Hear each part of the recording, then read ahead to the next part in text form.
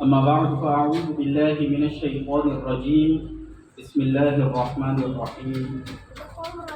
يا أيها الذين آمنوا لا ترفعوا أصواتكم فوق صوت النبي.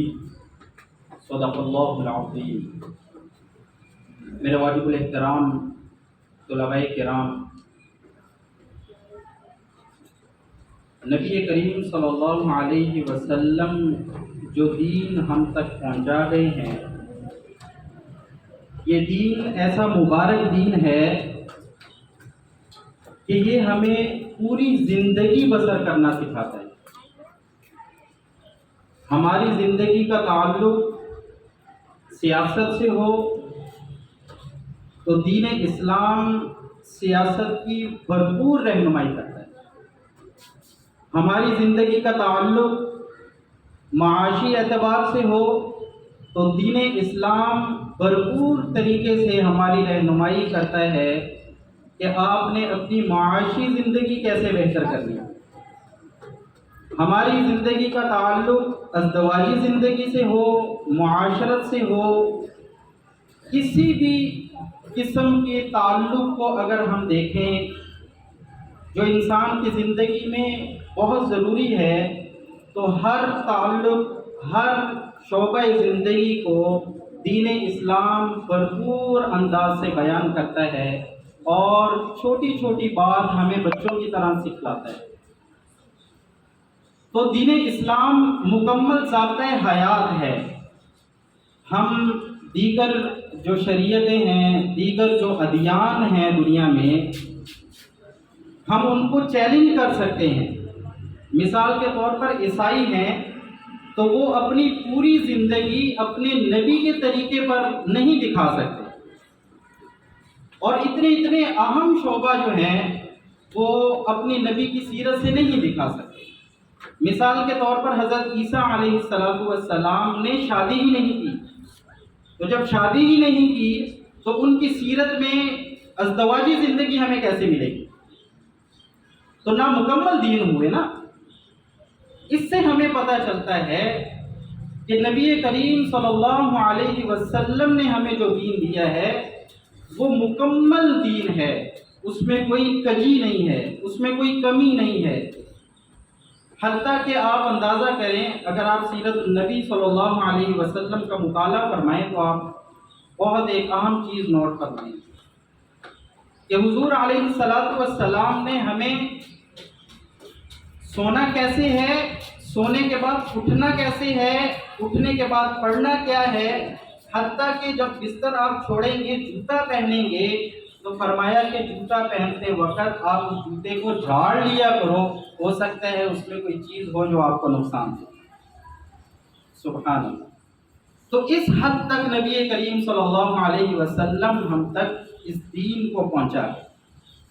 البتہ دین اسلام کا اگر آپ مطالعہ کریں شریعت کا، تو آپ کو ایک اور چیز ملے گی بڑی عجیب، کہ ہر وہ حکم جو اللہ رب العزت کی طرف سے ہمیں ملا ہے، اگر اس کے کرنے سے اور نہ کرنے سے انسان کو اگر کوئی نقصان ہو رہا ہے، اس نقصان کا تعلق دنیا سے ہے یا آخرت سے، تو اس حکم کا پہنچنا وہ اتنے قوی ذرائع سے ہمیں پہنچتا ہے کہ جس حکم کو ماننے سے یا نہ ماننے سے انسان کو دنیا میں یا آخرت میں نقصان ہو رہا ہو، تو وہ حکم انتہائی قوی ذرائع سے جو ہے وہ پہنچتا ہے۔ ایک حکم ایسا ہوتا ہے کہ جس کی فضیلت بہت زیادہ ہوتی ہے، لیکن اس کے نہ کرنے سے ہمیں نہ نقصان ہو رہا ہوتا ہے نہ گناہ ہو رہا ہوتا ہے۔ تو ایسے احکام درجہ بدرجہ جو ہے وہ پہنچے ہیں، اتنے قوی ذرائع سے نہیں پہنچے، لیکن وہ احکام جن میں نقصان ہے انسان کا، وہ دنیا کا نقصان ہو یا آخرت کا نقصان ہو، وہ انتہائی قوی ذرائع سے پہنچے۔ مثال کے طور پر یہ آج کی جو گفتگو ہے، یہ ہو سکتا ہے میری تمہیدی گفتگو میں ہی نکل جائے۔ میں جس طرف آنا چاہ رہا ہوں اور آپ کو لانا چاہ رہا ہوں وہ انتہائی اہم ٹاپک ہے، تو میں سر سے اجازت بھی لینا چاہوں گا کہ کئی جمعہ میں اس پر جو ہے وہ گفتگو کروں۔ انشاءاللہ مستقبل ہمارا اسی کے ساتھ جڑا ہوا ہے اور وہ ٹاپک کیا ہے آگے میں آپ کو سمجھاتا ہوں۔ تو بات یہ ہے کہ ایسا حکم جس کی فضیلت تو بہت زیادہ ہے لیکن اس کا نقصان اور گناہ کوئی نہیں ہے، تو وہ کم درجے کے جو ہے قوت سے ہمارے تک وہ حکم پہنچا ہے۔ مثال کے طور پر اذان ہے، اذان کی کتنی فضیلت ہے، انتہائی زیادہ فضیلت ہے کہ حدیث پاک میں آتا ہے کہ قیامت کا دن جو انتہائی ہولناک دن ہوگا، اس دن بھی لوگ جو ہیں جو مؤذنین ہوں گے ان کی گردنیں اونچی ہوں گی، سب سے اونچی ہوں گی، یعنی وہ اچھی حالت میں ہوں گے۔ وہ اگر کسی کو دکھائی دیں گے تو وہ انتہائی بہترین حالت میں لوگوں کو دکھائی دیں گے اور وہ اونچے ہوں گے۔ تو حالانکہ یہ فضیلت تو بہت بڑی فضیلت ہے کہ ایسا دن کہ جس دن میں ماں اپنے بچے کو نہیں پہچانے گی۔ دنیا میں انسان اس چیز کا تصور نہیں کر سکتا کہ دنیا میں ایک ماں اپنی جان دے دیتی ہے لیکن اپنے بچے کو بچا لیتی ہے، لیکن قیامت کا دن ایسا ہولناک دن ہوگا کہ ماں کہے گی میں بچ جاؤں، میرا بچہ چاہے جہنم میں جاتا ہے تو جائے۔ تو ایسے دن میں مؤذنین کی کیا فضیلت ہے کہ ان کی گردنیں اونچی ہوں گی اور لوگ ان کو عزت کی نگاہوں سے دیکھیں گے۔ تو فضیلت کتنی بڑی ہوئی۔ لیکن یہ حکم جو ہے کن ذرائع سے ہم تک پہنچا ہے، اتنا زیادہ کوئی قوی ذریعہ نہیں ہے جس ذریعے سے ہمیں یہ حکم ملتا ہے۔ یہ کیسے ہمیں حکم ملا کہ حضور علیہ الصلوۃ والسلام نے صحابہ کرام سے مشورہ طلب کیا کہ ہم نماز پڑھتے ہیں، ظاہر نماز کے لیے بلاوا ہونا چاہیے، تو وہ بلاوا کیسے ہونا چاہیے؟ تو سب اپنے اپنے گھروں میں تشریف لے گئے۔ تو رات کو صحابہ کرام میں سے حضرت عمر فاروق رضی اللہ تعالیٰ عنہ کو خواب میں اذان سنائی دی۔ تو جب صبح فجر کے بعد حضور علیہ الصلوۃ والسلام کی بارگاہ میں عرض کیا کہ یا رسول اللہ اس طرح میرے خواب میں جو ہے مجھے اذان سنائی دی ہے اور اس اذان کے کلمات یہ کلمات تھے، تو حضور علیہ الصلوۃ والسلام کو بہت پسند آئے اور اس وقت سے پھر حکم ہوا کہ نماز کے لیے جو بلاوا ہوگا وہ اذان کے ذریعے ہوگا۔ تو یہ ایک خواب تھا جس کی بنا پر ہم تک یہ حکم پہنچا کہ آپ اذان کے ذریعے جو ہے نماز کی طرف آ جائیں۔ اچھا، بعض ایسے احکام ہیں اللہ رب العزت کی طرف سے کہ جن کو نہ کرنے سے انسان کو دنیا میں نقصان اور نقصان ہی نقصان پہنچ رہا ہوتا ہے، تو اللہ رب العزت نے اس حکم کو پہنچانے کے لیے انتہائی قوی ذریعہ استعمال کیا۔ سب سے زیادہ قوی ذریعہ کون سا ہے حکم کو جو ہے بجا لانے کا اور حکم کو پڑھنے کا کہ کہاں سے ہمیں حکم مل رہا ہے؟ سب سے زیادہ قوی ذریعہ ہے قرآن مجید۔ ہر وہ حکم جو قرآن مجید کے ذریعے ہم تک پہنچا ہے وہ انتہائی حساس ہے، اس میں کوئی دو رائے نہیں ہے، اس میں کوئی لچک نہیں ہے کہ یار اس میں تھوڑی سی لچک بھی اختیار کر لی جائے تو کام بن جائے گا، بلکہ نہیں، اس میں لچک اس لیے نہیں ہے کہ وہ اللہ رب العزت نے باقاعدہ مومنین سے خطاب کر کے ہمیں وہ بات سمجھائی۔ ان میں سے بہت سی چیزیں ہیں، تفصیل میں جانے کی وقت نہیں ہے، لیکن اس میں ایک چیز بہت اہم چیز ہے جو انتہائی قوی ذریعے سے ہم تک پہنچی ہے اور قرآن مجید کے ذریعے سے ہم تک پہنچی ہے، وہ ہے ادب۔ کیا ہے؟ ادب۔ ادب ایک ایسی چیز ہے جس کو اللہ رب العزت نے باقاعدہ مومنین سے خطاب کر کے ہمیں سمجھایا ہے کہ ادب کیسے کرنا ہے۔ آپ کو اللہ پاک مدینہ کی زیارت کروائے اور روضہ رسول پر پہنچائے، سب کہہ دیں آمین۔ ریسنٹلی سر تشریف لے گئے تھے تو انہوں نے غور کیا ہوگا کہ روضہ رسول صلی اللہ علیہ وسلم پر جہاں پر ہم سلام عرض کرتے ہیں اسی کے اوپر ایک آیت شریف لکھی ہوئی ہے۔ وہ آیت کیا ہے؟ فرمایا یا ایھا الذین آمنوا لا ترفعوا اصواتکم فوق صوت النبی، کہ اے ایمان والو۔ دیکھیں، جب بھی قرآن مجید میں ایمان والو کہا گیا ہے تو اس سے مراد کیا ہوتا ہے؟ اللہ رب العزت مجھ سے اور آپ سے گفتگو فرما دیں۔ اللہ رب العزت مجھے کہہ رہے ہیں اے ایمان والو. اللہ کا شکر ہے ہم ایمان والے ہیں یا نہیں ہیں. تو اللہ رب العزت نے ادب سکھایا ہے اور 4-5 آیات مسلسل ادب پر اللہ رب العزت نے نازل کی ہیں. اس کی حساسیت کا اندازہ ہو سکتا ہے، جیسے میں نے پہلے عرض کیا کہ جتنے قوی ذرائع سے ہم تک کوئی حکم پہنچے گا اس کی حساسیت بھی اتنی ہی زیادہ ہوگی. تو اللہ رب العزت نے قرآن مجید میں ادب کا ذکر کر کے ہمیں یہ بتلایا ہے کہ یہ انتہائی حساس معاملہ ہے.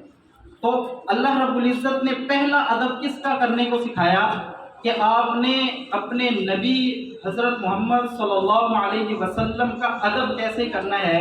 اس کے بعد درجہ بدرجہ سارے ادب ہیں. تو پہلا ادب کیسے سکھایا؟ اللہ رب العزت کا انداز دیکھیں کتنا خوبصورت ہے. جیسے کسی بچے کو سکھائی جاتی ہے کوئی بات، اس طرح اللہ رب العزت نے ہمیں ادب سکھایا ہے. فرمایا یا ایھا الذین آمنوا لا ترفعوا اصواتکم فوق صوت النبی، اے ایمان والو تم اپنی آوازوں کو اللہ کے نبی کی آواز سے بلند نہ کرو.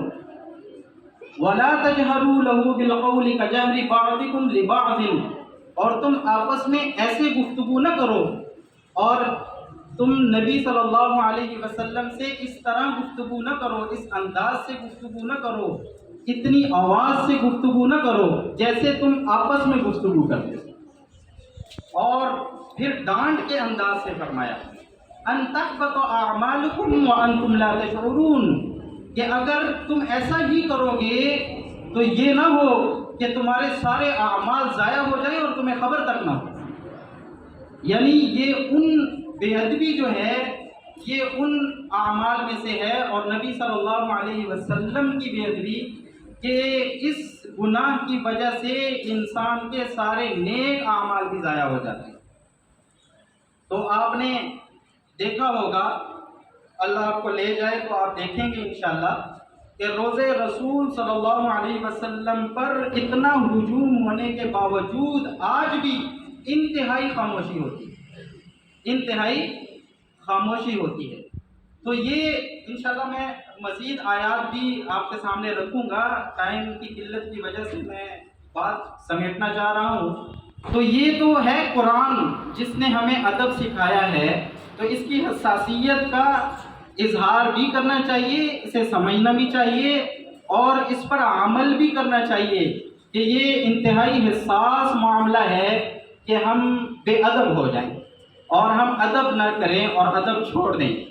تو یہ تو ہو گیا قرآن مجید. پھر احادیث میں جو ادب کا ذکر آیا ہے وہ بھی انتہائی قابل غور ہے، اور وہ کیا ہے؟ فرمایا الدین کلہ ادب، کہ دین تو سارا کا سارا ادب میں ہی ہے. دین تو سارا کا سارا ادب میں ہی ہے. اگر ادب آپ کی زندگی سے اگر ادب نکل جائے تو باقی کچھ نہیں رہتا. اس کی وجہ کیا ہے کہ انسان اپنے گھر میں ہوتا ہے تو گھر میں والدین ہیں، بڑے بھائی ہیں، بہنیں ہیں، ماں ہے، دادی ہے، کوئی بھی ہے، تو آپ ظاہر ہے بڑوں کا اگر ادب نہیں کریں گے تو اس گھر میں خوشحال رہ سکتے ہیں؟ کبھی بھی نہیں رہ سکتے. آپ اسکول میں آ گئے ہیں، اسکول میں آپ کے سامنے ٹیچرز ہیں، آپ کے سامنے بکس کھلی ہوئی ہیں، آپ کے سامنے جو ہے وہ بڑے آ رہے ہیں، آپ کو باتیں سمجھا رہے ہیں، آپ کو پڑھا رہے ہیں. اگر آپ استاد کا ادب نہیں کریں گے تو آپ کامیاب ہو سکتے ہیں؟ کبھی بھی نہیں ہو سکتے. آپ کسی بڑے کے ساتھ گفتگو کر رہے ہیں، آپ کو گفتگو کرنے کا سلیقہ ہی نہیں ہے، ادب ہی آپ میں موجود نہیں ہے، تو آپ کامیاب ہو سکتے ہیں؟ آپ کو اچھا انسان سمجھا جائے گا؟ کبھی بھی اچھا انسان نہیں سمجھا جائے گا. تو یہ ادب ایسی چیز ہے کہ یہ انسان کو ہر فیلڈ میں کام آتی ہے. ایسا نہیں ہے کہ یہ کسی ایک شعبے سے تعلق رکھتا ہے، بلکہ ادب انسان کو پوری زندگی اختیار کرنا چاہیے. یہ نہیں کہ چھوٹے ہی بڑے کا ادب کریں گے. اگر بڑا ہی بدتمیز ہو جائے اور چھوٹوں پر شفقت نہ کرے اور بدتمیزی سے پیش آئے تو اسے اچھا انسان سمجھا جائے. تو معلوم ہوا کہ انسان جب پیدا ہوتا ہے، شعور کی عمر تک پہنچتا ہے، اس کے بعد جب تک قبر تک نہیں پہنچ جاتا، یہ چیز، یہ ادب کا جو حکم ہے یہ اس کے ساتھ چمٹا ہوا ہے، یہ اس کے ساتھ چمٹا ہوا ہے. تو اس کا بھرپور خیال کریں گے انشاءاللہ. اس پر مزید گفتگو ہوتی رہے گی. تو یہ انتہائی حساس معاملہ ہے، تو مجھے بہت زیادہ اس کی کمی محسوس ہوئی تو میں نے یہ ٹاپک اختیار کیا اور میں نے کہا کہ اس پر ایک جمعہ نہیں بلکہ کئی جمعے درکار ہیں، تو انشاءاللہ اس پر بات ہوتی رہے گی۔ السلام علیکم ورحمۃ اللہ وبرکاتہ۔